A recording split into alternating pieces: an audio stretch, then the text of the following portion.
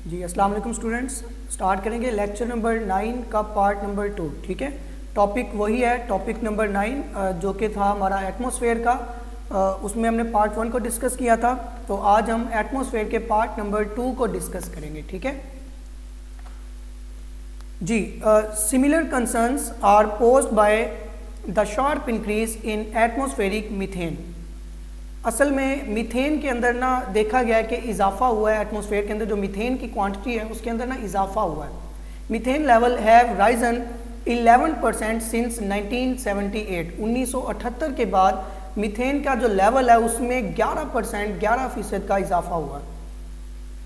About 80% of gas is produced by decomposition in rice paddies, swamps and the intestine of grazing animals and by tropical termites।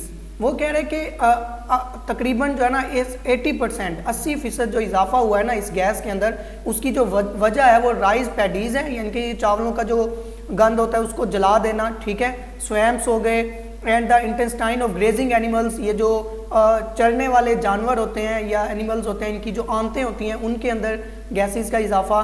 ठीक है, human activities that tends to accelerate these processes includes raising more life stocks and growing more rice. वो कह रहा है human की जो activities हैं, यानी कि इंसानों की वजह से ये जो अमल है जिसकी वजह से गैस का इजाफा हो रहा है हमारे एटमॉस्फेयर के अंदर, उसके अंदर दो वजूहत आ रही हैं। सबसे पहली वजह लाइफ स्टॉक है, यानी कि मोर लाइफ स्टॉक, यानी कि जो मवेशी हैं वो ज़्यादा पाले जा रहे हैं, एंड ग्रोइंग मोर राइस, और ज़्यादा चावल उगाए जा रहे हैं जिसकी वजह से इन गैसेस के अंदर इजाफा होता है।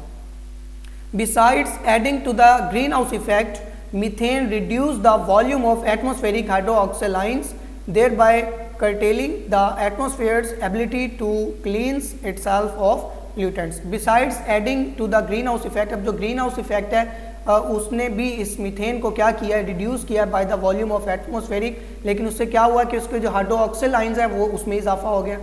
thereby curtailing the atmosphere's ability to clean itself of pollutants। ठीक है, तो मेन इसकी जो वजह ये है कि ज़्यादा मवेशी पालना और चावलों का ज़्यादा उगाया जाना, फिर चावलों की जो रिमेनिंग पार्ट्स होते हैं जो बाद में उसकी जो पैडीज़ होती है उनको आग लगा देना, जिसकी वजह से स्मोक में इजाफा होता है, वो स्मोक एटमॉस्फेयर के अंदर इजाफा करता है, और ये सारा कुछ फिर जो आपके एटमॉस्फेयर को यानी कि ग्रीन हाउस इफेक्ट को डिस्टर्ब करता है।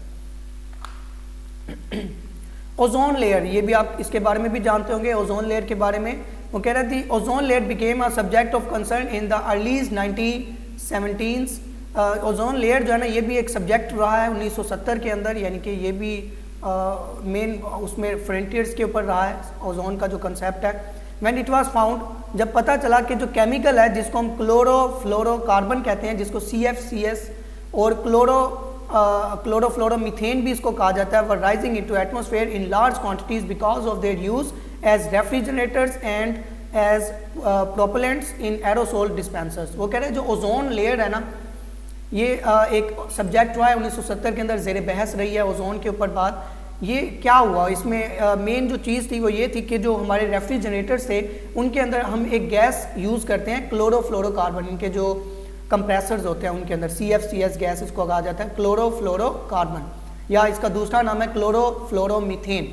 ये गैस इस्तेमाल की जाती है रेफ्रिजरेटर के कंप्रेसर्स के अंदर। ठीक है, तो इससे जो है ना ओजोन को जो है ना वो खतरा है, यानी कि were rising into atmosphere in large quantity, इस गैस की वजह से जो हमारा एटमॉस्फेयर है वो डिस्टर्ब हुआ है।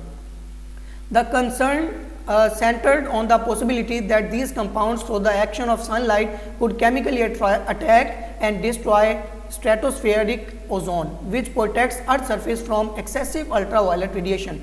अब आपको पता है कि हमारे इधर ओजोन की एक लेयर भी मौजूद है सन के बाद। ठीक है, जो क्या करती है कि सन से जो अल्ट्रावायलेट रेज आती हैं उनको उसमें जो है ना जो अल्ट्रावायलेट रेज सन से निकलती हैं वो ओजोन लेयर से टकराती हैं, तो उनकी ज़्यादा क्वांटिटी बैक रिफ्लेक्ट हो जाती है सूरज की तरफ, और कुछ जो क्वांटिटी है वेरी स्मॉल क्वांटिटी वो आपकी ज़मीन के ऊपर पहुंचती है। अगर वो सारी की सारी क्वांटिटी, यानी कि अगर ओजोन लेयर ना हो तो वो सारी अल्ट्रावायलेट रेज आपकी अर्थ के ऊपर पहुंचे और आपकी जो लाइफ है इसको डेंजर हो सकता है, ख़तरा हो सकता है, ये बहुत ज़्यादा नुकसानदेह होती है। ठीक है, होता यह है कि ये जो गैस है ना ये क्लोरोफ्लोरोकार्बन जब ये एटमॉस्फेयर के अंदर इंटर होती है तो ये केमिकली रिएक्ट करती है, और ये रिएक्ट करके आपकी जो ओजोन लेयर है उसको ये नुकसान पहुंचा रही है।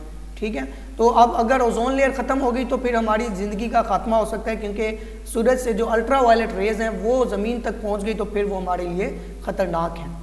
तो इसलिए इस गैस को इस्तेमाल करने की में कमी लानी चाहिए, ठीक है। तो उसने आगे लिखा हुआ है कि ये देखें, as a result industries in the United State, Europe and Japan replace chlorofluorocarbon in all but essential uses. तो जो यूनाइटेड स्टेट हो गए, यूरोप जैसे कंट्रीज़ हो गए, जापान हो गया, इन्होंने क्या किया, इन्होंने इस गैस का इस्तेमाल कम कर दिया। लेकिन कम का मुराद ये कि ख़त्म नहीं किया, बट जहाँ पर बहुत ज़्यादा ज़रूरी है वहाँ पर उन्होंने इस गैस का इस्तेमाल किया है, और जहाँ पर ज़रूरी नहीं है वहाँ पर इस गैस का इस्तेमाल ख़त्म कर दिया गया, ठीक है। बट पाकिस्तान के अंदर ये भी इस्तेमाल होती है। द एटमोसफेयर में be divided into several layers. Atmosphere को डिवाइड किया गया मुख्तलिफ लेयर्स के अंदर। इन द लोएस्ट वन, सबसे नीचे वाली जो लेयर है, द ट्रोपोस्फेयर, जिसको ट्रोपोस्फेयर कहा जाता है, the temperature as rule decrease upward at the rate of 5.5 degree centigrade पर 1000 मीटर, या फिर अगर हम इसको फीट के हिसाब से, फ़ारेनहाइट के हिसाब से देखें तो 3 फ़ारेनहाइट डिग्री पर 3000 फीट के हिसाब से इसका जो टेम्परेचर है वो डिक्रीज कर जाता है। This is the layer in which most clouds occur. ये वो लेयर है जहाँ पर सबसे ज़्यादा बादल बनते हैं।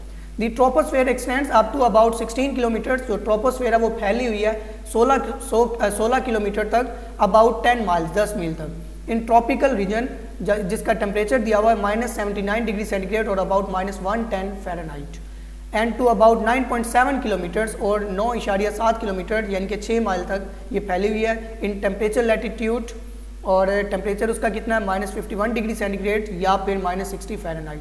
अबव द ट्रोपोस्फेयर, ट्रोपोस्फेयर से ऊपर वाली जो लेयर है उसको हम नाम देते हैं स्ट्रेटोस्फेयर का।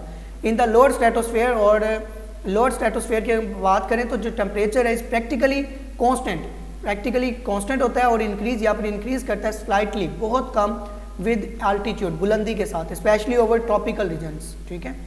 With in the ozone layer, अगर हम ओजोन लेयर के अंदर की बात करें तो टेम्परेचर राइज करता है मोर रैपिडली, बहुत ज़्यादा तेज़ी के साथ, and the temperature at the upper boundary of stratosphere, और अगर स्ट्रेटोस्फेयर की अपर बाउंड्री की बात करें हम तो ऑलमोस्ट 50 किलोमीटर्स या about 30 miles above sea level is about the same as the temperature of at the surface of earth. तो अगर 50 किलोमीटर ऊपर और सी लेवल से 50 किलोमीटर ऊपर तक चले जाएं तो वो टेम्परेचर तकरीबन उसका क्या रहता है, कांस्टेंट रहता है, चेंज नहीं होता। The layer from 50 to 90 kilometres यानी कि 30 to 55 miles called mesosphere is characterised by a marked decrease in temperature as the altitude increase. लेकिन इसके अंदर एक अच्छा खासा टेम्परेचर का जो डिफरेंस आ जाता है, कब, जब बुलंदी जो है वो क्या करती है, इंक्रीज करती है, जब अल्टीट्यूड इंक्रीज करता है। तो इसके अंदर बहुत ज़्यादा MCQs और बहुत ज़्यादा शॉर्ट क्वेश्चंस हिडन है, तो आप इस पैराग्राफ को अच्छे से करेंगे।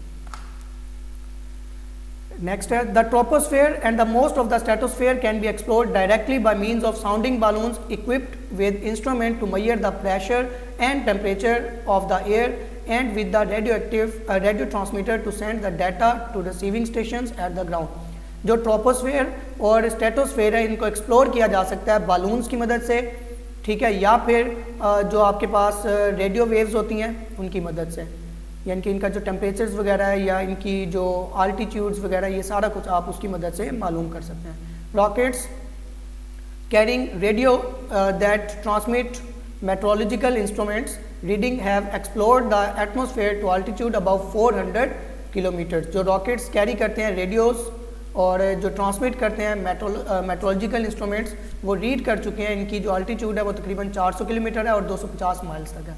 Study of the form the spectrum of the polar light gives information to a height possibly as great as 800 kilometres या फिर इसको 500 माइल्स के अंदर, ठीक है जी। तो ये जो पोलर लाइट्स हैं ये हमें इंफॉर्मेशन देती हैं कि जो इसकी हाइट है वो तकरीबन कितनी है, 800 किलोमीटर या फिर 500 माइल्स तक की है, ठीक है जी। तो ये टॉपिक आपका जो एटमॉस्फेयर का वो कंप्लीट हो चुका है। नेक्स्ट इंशाल्लाह हम कल डिस्कस करेंगे। थैंक यू, अल्लाह हाफ़िज़।